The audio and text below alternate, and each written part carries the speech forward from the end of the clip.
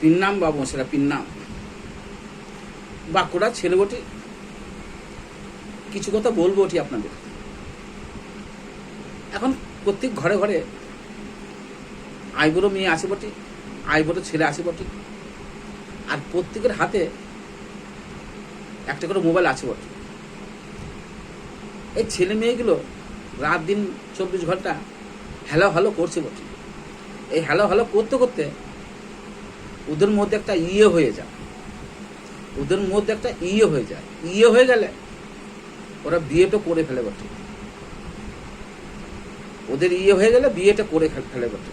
তবে ছেলেটা বেকার বটে, বউটাকে কি খাওয়াবে বটে? নিজের খরচাটা চালাতে না পারে, বউটাকে কি খরচা করে কি করে খাওয়াবে বটে? বিয়ে তো করে ফেললে বটে। তো এই নিয়ে সংসারে একটা অশান্তি হয় বটে। অশান্তি হওয়ার পরে মেয়েটার উপরে অন্যায় অত্যাচার করে, মারধর করে।